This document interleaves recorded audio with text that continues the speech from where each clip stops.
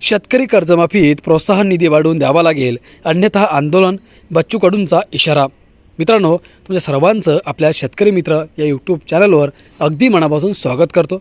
मित्रांनो, कर्जमाफीच्या संदर्भातली पुन्हा एकदा महत्त्वाची माहिती समोर आलेली आहे। बच्चू कडू यांनी नेमकं आता काय केलेलं आहे, सविस्तर माहिती या व्हिडिओच्या माध्यमातून जाणून घेणार आहोत। व्हिडिओ तुम्ही पूर्ण बघा आणि आपल्या शेतकरी मित्र या यूट्यूब चॅनलला सबस्क्राईब करायला विसरू नका। तर मित्रांनो, सविस्तर माहिती जाणून घेऊयात।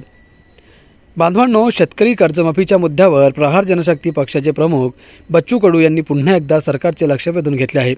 कर्जमाफीच्या बाबतीत मी बोललो आहे, तुम्ही जो शेतकऱ्यांना प्रोत्साहन निधी देत आहात तो वाढवून द्यावा लागेल।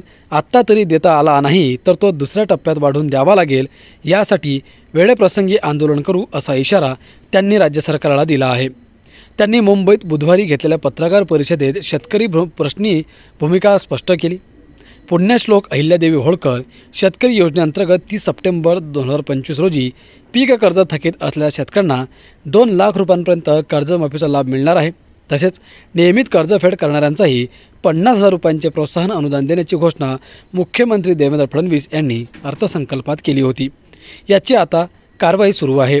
या पार्श्वभूमीवर बोलताना कडू म्हणाले की पीक कर्जमाफी आहे, पण स्प्रिंकलर, पॉलिस हाऊस, ट्रॅक्टरसाठी कर्ज घेतलेले असेल तर किमान 1 ते 1.5 लाखांची कर्जमाफी करावी लागेल। हा आकडा फार मोठा आहे। यासाठी आपण केंद्रासोबत लढले पाहिजे। आमची लढाई ही हमीभावाची असणार आहे। ही लढाई ताकदीने लढणार असल्याचे त्यांनी म्हटले आहे। शेतकऱ्याला कर्ज काढायची वेळ यायची नसेल, तसेच कर्जबाजारी होणे आणि त्यांच्या आत्महत्या थांबवायची असेल तर हमीभावाची लढली पाहिजे। जर शेतकरी मजूर दिव्यांगांचा सन्मान करायचा असेल तर जरूर निर्णय घेतला पाहिजे। या घटकांना न्याय देण्याचे काम आपण निश्चितच ताकदीने करू असा निर्धार त्यांनी व्यक्त केला। मित्रांनो, विधान परिषदेवर जाण्यासाठी प्रहार जनशक्ती पक्षाचे शिवसेनेत विलीनीकरण करावा लागेल अशी अट बच्चू कडू यांना घातल्याची चर्चा राजकीय वर्तुळात सुरू आहे। यावरही त्यांनी मोठा खुलासा केला आहे। एकनाथ शिंदे यांचा निरोप आला तर भेटू, आमच्या अनेक मागण्या शिंदे यांच्यासमोर मांडू, निव्वळ आमदारकीसाठी जावे एवढा काही नालायक बच्चू कडू नाही असे त्यांनी स्पष्ट केले। आम्ही पदासाठी युती करणारे लोक नाही, इतर पक्ष तशी युती करतात। बच्चू कडूंची युती मुद्दा असेल तरच आम्ही समोर पाऊल टाकू।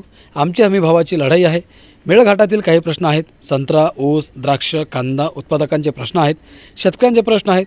शेतकऱ्यांच्या प्रश्नावर भूमिका स्पष्ट केली पाहिजे असेही सूचक मुद्दे त्यांनी मांडले। या सर्व मुद्द्यांवर चर्चा होईल। प्रहार ही किमान 1 लाख सभासद असणारी संघटना आहे। दिव्यांग बांधव किमान 5 ते 10 लाख लोक आमच्यासोबत जोडलेले आहेत। कार्यकर्त्यांच्या प्रचंड कष्टातून निर्माण झालेली संघटना आहे। विलिनीकरणाच्या बातम्या वाचून दुःख वाटत होते। मी जुना शिवसैनिकच होतो। शिवसेनेच्या बंडखोरीतून प्रहार आहे असे बच्चू कडू म्हणाले।